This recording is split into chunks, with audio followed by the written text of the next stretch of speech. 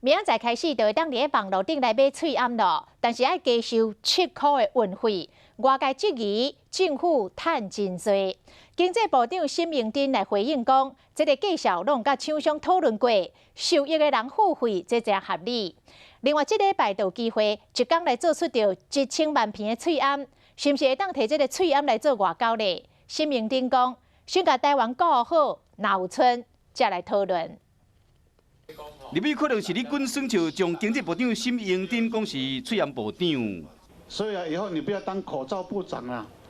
哦，口罩的事你就不要。口罩我是配合防疫尔啦，不然安尼啦。强调喙罨伫防疫中的重要性，是名字2.0，也就是改良版，明仔载要开始实施啊。指挥中心定调讲，喙罨一片5块，运费7块。外界质疑讲，运费敢真正有必要？口罩的部分，相对其他的国家比起来，相对价格是合理。可我觉得还是要从所谓的受益者付费这个角度来看待。喙罨配送的制度愈来愈稳定，上近这礼拜就超过1天1000万片。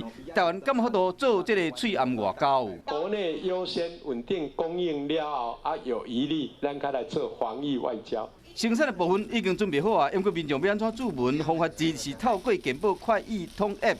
伫昨有民众回报讲，伫认证了后，这个停息124。今日经过试验了，已经恢复正常，就当明仔载正式开始卖。头一批上线量是700万片，估计会使互233万人注文。若超过这个量，就要留口啊。这个办法会通啊，袂通，试过就知。